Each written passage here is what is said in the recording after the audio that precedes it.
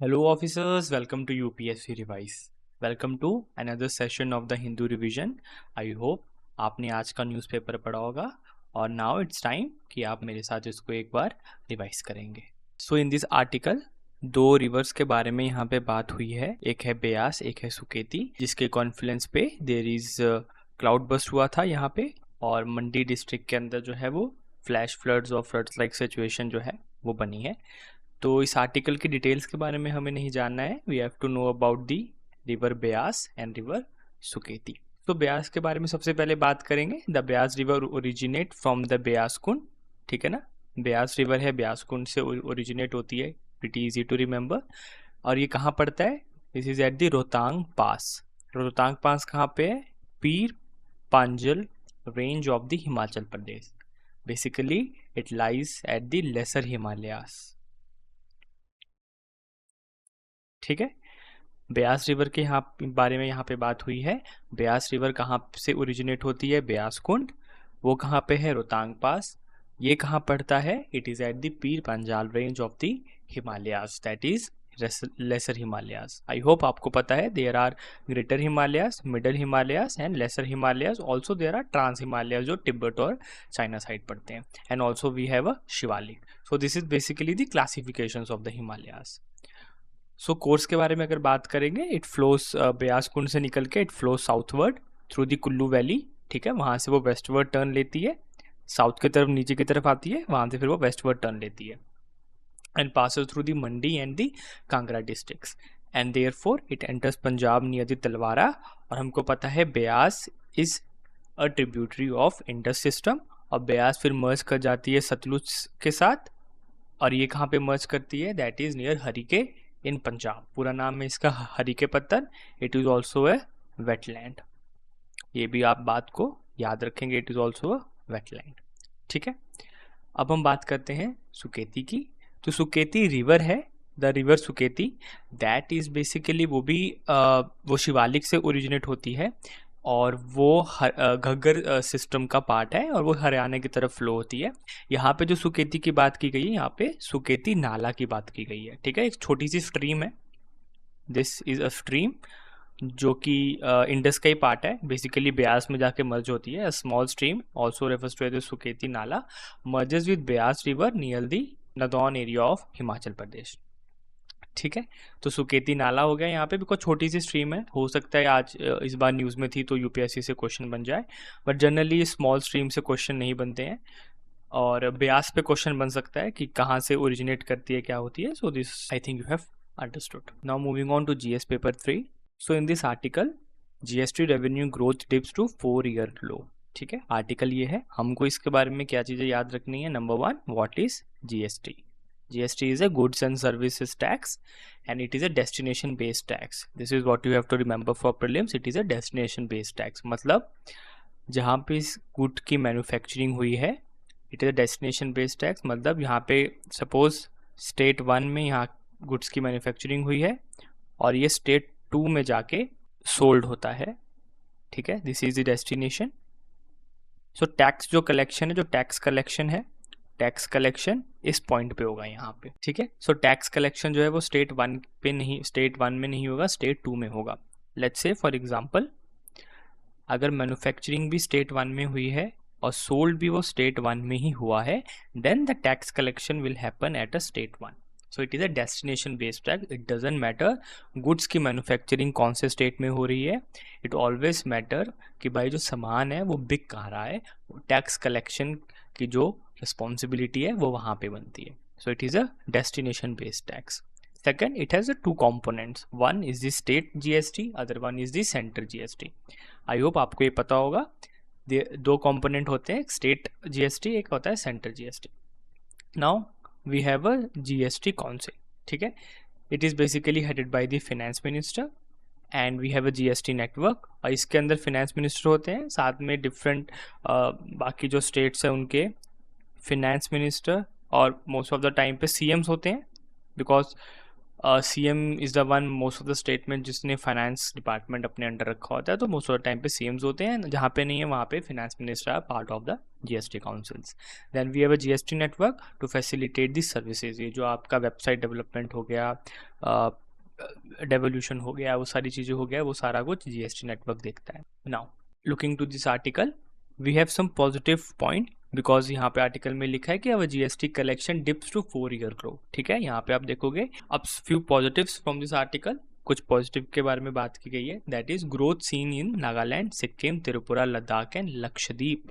जो यूटीज है लद्दाख एंड लक्षद्वीप में, और जो नॉर्थ ईस्टर्न स्टेट्स हैं वहाँ पे जो है वो ग्रोथ जो है वो पॉजिटिव दिखी है, ग्रोथ जो है वहाँ पे ज़्यादा हुई है, जीएसटी कलेक्शन वहाँ पे ज़्यादा हुआ है, जो क्या शो करता है, इट शोज डेवलपमेंट। बिकॉज हमें सबको पता है कि north east are the state जो which are basically least developed. ठीक है, और वहाँ पे काफ़ी कोशिश रहती है इनको डेवलप करने की। सो मणिपुर जैसे एरिया में काफ़ी डिस्टर्बेंस भी चल रहा है, और मोस्ट ऑफ द नक्सलिज्म की वजह से काफ़ी यहाँ पे डिस्टर्बेंस रहता है, but despite of that we have seen growth in the GST collection. और जबकि पूरे इंडिया का जीएसटी कलेक्शन डिप हुआ है, बट इन स्टेट्स में ग्रोथ हुई है। You have to remember that Nagaland, Sikkim, Tripura, Ladakh and Lakshadweep. Now moving on to topic number 2, this is also related to economy, that is ELI scheme. क्या है ये ELI scheme? Basically it is a employment link incentive. हम सब ने PLI scheme के बारे में पढ़ा है, that is production link incentive scheme. ठीक है, this is something ELI basically employment link incentive scheme. आइए देखते हैं क्या है ये। This scheme is to support the employment generation specially in the manufacturing sector. ठीक है, so under this scheme the first time employees will get a wage of up to 15,000 per month। ठीक है, तो जो भी स्कीम का part है, तो उस फर्स्ट टाइम स्कीम का पार्ट बन रहा है, उसको जो मिनिमम वेज है that is 15,000 per month, that will be granted to that person. Second, the employers जिन्होंने इस एम्प्लॉय को हायर किया है, they will be given incentives for job generation for at least 2 years। 2 साल तक उनको जो है वो इंसेंटिव मिलेगा, because this scheme is focusing on the manufacturing sector.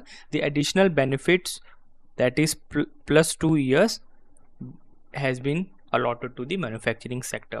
in short, जो employers है, जो जितना ज़्यादा हायर करेंगे उनको गवर्नमेंट की तरफ से इंसेंटिव मिलेगा फॉर 2 years, पर जो मैन्युफैक्चरिंग सेक्टर के अंदर एम्प्लॉयर्स हैं उनको जो बेनिफिट है वो मिलेगा 4 साल का।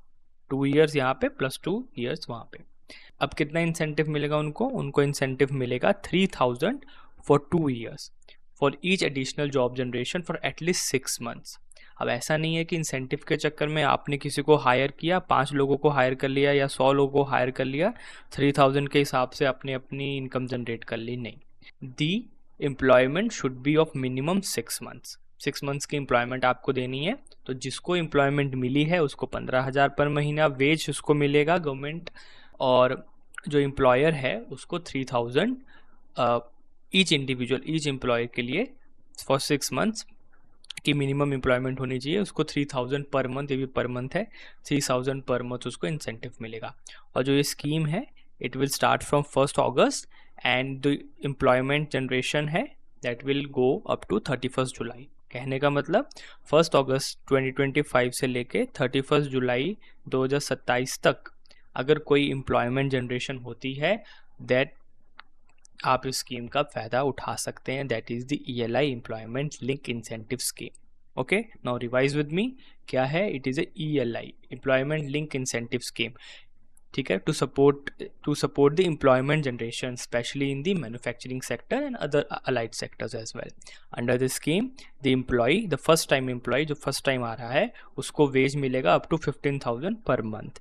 द एम्प्लॉयर जिसने उसको हायर किया है उसको इंसेंटिव मिलेगा ऑफ 3,000 रुपीज़ अगर वो जॉब क्रिएशन करता है फॉर एटलीस्ट 6 months। ठीक है, 3,000 उसको मिलेगा पर मंथ फॉर 2 years, और एडिशनल बेनिफिट है मैन्युफैक्चरिंग सेक्टर के लिए plus 2 years, and it start from 1 August 2025 to 31 जुलाई 2027। मतलब 2027 31 जुलाई तक आपने जब जॉब जनरेशन कर दी है तो उसके बाद प्लस 2 years अलाइड सेक्टर्स को प्लस 4 years मैन्युफैक्चरिंग सेक्टर को आपको इंसेंटिव मिलेगा। So this is the scheme that you have to remember.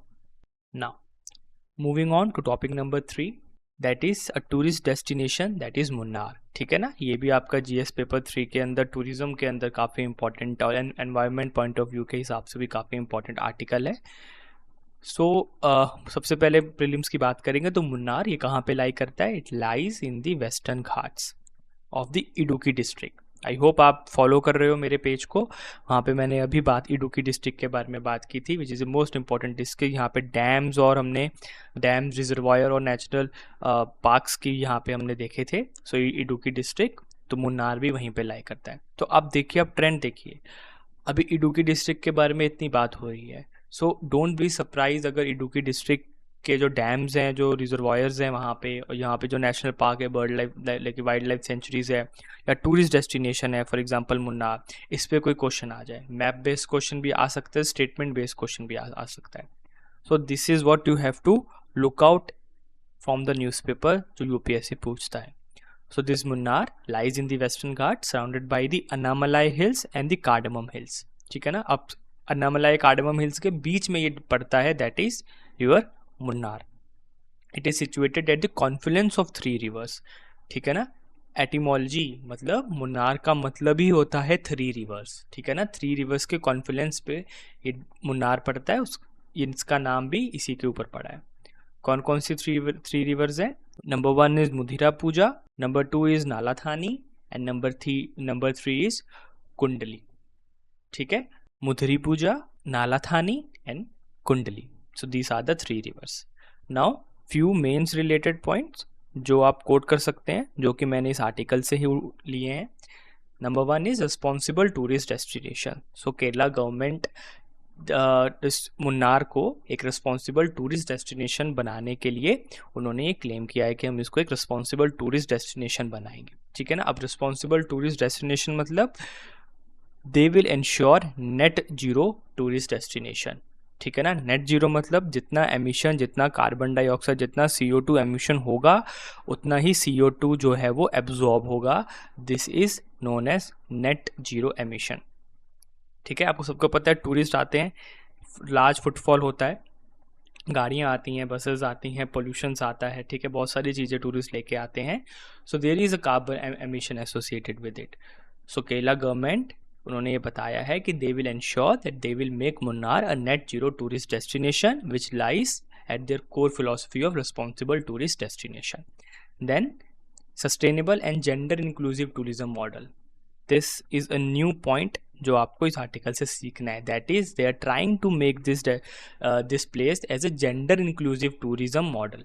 What is gender inclusive tourism model? ठीक है ना, दैट इज, आपने पता है कि काफ़ी सारी केरला अभी हाल ही में न्यूज़ में भी थी, जहाँ पे यूएस एम्बेसी ने, मतलब यूएस गवर्नमेंट ने अपने सिटीजन्स को वार्न किया था कि India is not safe for tourism, specially for womens, because we are seeing rise in rape cases, specially for tourist. और टूरिस्ट में क्या है? वुमेन। ऐसा नहीं है कि मेन के लिए केस नहीं बनते, even men are being raped in India. So that is the scenario. So they ensure that they will make this Munnar as a sustainable and gender inclusive tourism model. ठीक है, they will make Munnar as a plastic free zone and they will include village life experience packages as well. ठीक है, as you know that agri tourism के अंदर आप ये point quote कर सकते हैं, that is the village life experience. You can quote the example of Munnar and you can state your point. ठीक है, this is something that you have to know from this article. Now moving on to topic number 4, दैट इज Indo-French Army exercise name Shakti has been concluded in the year 2025. So क्या है ये? Simple सा topic है। शक्ति अगर आपको कहीं दिख जाएगा, शक्ति के बारे में कोई क्वेश्चन आया, remember that it is an India and France army exercise. ठीक है, this is something that you have to remember from this article. Indo French army exercise Shakti 2025, किस किसने पार्टिसिपेट किया था? Of course Indian army, and from the French side we have the French army, the French legion, the French air and space force and the French navy as well. ठीक है, and from Indian side we have army की कौन सी regiment थी Indian side से? Jammu and Kashmir rifles, the very famous JNK rifles. ठीक है, Indian side में JNK ने पार्टिसिपेट किया था, and from the French side we have the French army, the legion, the F space force and the French navy has participated in this. It is basically to boost joint operation preparedness, the statement said. So this is something Shakti that you should remember. Moving on to topic number 5 about INS Udayagiri. ठीक है ना, it is the indigenous stealth frigate which has been included or has been introduced in the Indian Navy. ठीक है ना, क्या क्या important बात है यहाँ पे INS उदयगिरी के बारे में. सबसे पहली बात, it is built indigenously, India में ही बनाई गई है. कहाँ पे बनी है? मुंबई में बनी है. ठीक है, it is made under the project 17A. ठीक है, अगर आप पिछले साल न्यूज़ को फॉलो कर रहे होगे तो you should remember the project 17, जो कि काफ़ी फेमस था. The project 70 of Indian navy, and INS Udaygiri it is made under project 17A. ठीक है, अब उदयगिरी के बारे में अगर हम बात करें, it is a stealth frigate. ठीक है, फ्रिगेट का मतलब क्या होता है? Frigate is something, small ships होती हैं. ठीक है, which have a capability for open sea war. Open sea war की जो कैपेबिलिटी होती है, जिसको हम ब्लू सी वॉर भी बोलते हैं, उसकी कैपेबिलिटी होती है. मतलब this frigate, this small ship, this are not some aircraft carrier और large ship, this are small ships. ठीक है ना, आप जैसे पिक्चर में देखेंगे तो it is a small ship, but this ships has the capability to fire ballistic missile. This ships have the capability to fire even nuclear arsenals. So this is the capability of this frigate. So it is a stealth frigate. So it is a supersonic. तो it has basically arsenal की बात करें, so it has supersonic surface air missiles and it is a blue water operation capability. जो मैंने आपको बताया, blue water means open sea. open sea का मतलब क्या होता है? जो इंटरनेशनल वाटर होते हैं open seas में होते हैं. इन शिप्स को कोस्ट के पास रहने की ज़रूरत नहीं है. They can even go to the open seas. यहाँ पे जो ओपन सी होते हैं, आपके जो स्पेशल एक्सक्लूसिव इकोनॉमिक जोन के बाद जो आपका सी आता है. ठीक है ना, आई होप आपको पता होगा. This is your coast. ठीक है ना, 12 nautical miles. Then you have EEZ, that is the exclusive economic zone. वो कितना होता है? कमेंट में बताइए. 200 नॉटिकल माइल्स. ठीक है, उसके बाद आपका यहाँ से इंटरनेशनल वाटर शुरू होता है. ठीक है ना, this is the scenario. So these ships have the capability to operate in the blue waters, that is the open sea. Then they have supersonic surface to surface missile system. They also have a medium range surface to air missile system. ठीक है ना, so they have surface to air missile systems as well. And they also have a rapid fire close in weapon system. ठीक है ना, rapid fire मतलब लगातार fire करेंगे. Close in मतलब कि अगर क्लोज कॉन्टैक्ट हो जाता है, then also they have the capability to counter that. So this is something that you have to remember. INS Udaygiri. ठीक है ना, built under project 17A, built indigenously, it is our stealth frigate introduced in the Indian Navy. So yeah, that's for today's articles. So आप comment करके एक चीज़ ज़रूर बताएं मुझे कि I am planning weekly current affair as well. ठीक है ना, वीकली जो फॉर एग्जांपल जुलाई वीक 1 के जो जितने भी करंट अफेयर है, जो पूरे वीक में जो न्यूज़पेपर में आर्टिकल्स आए हैं, I will be covering that in a single video. Similarly week 2 रहेगा, वीक 3 रहेगा, वीक 4 रहेगा, इन सम केसेस वीक 5 रहेगा जहाँ पे डेज वैसे हों तो. ठीक है, so you just tell me अगर आपको ये वीकली एनालिसिस चाहिए और यू वांट डेली एनालिसिस. ठीक है, this are the 2 things which I am planning right now. अगर आपको वीकली चाहिए so comment weekly in the comment section. अगर आपको ऐसे ही डेली न्यूज़पेपर एनालिसिस चाहिए so you comment daily in the comment box. ठीक है, thank you so much for watching. See you in the next video.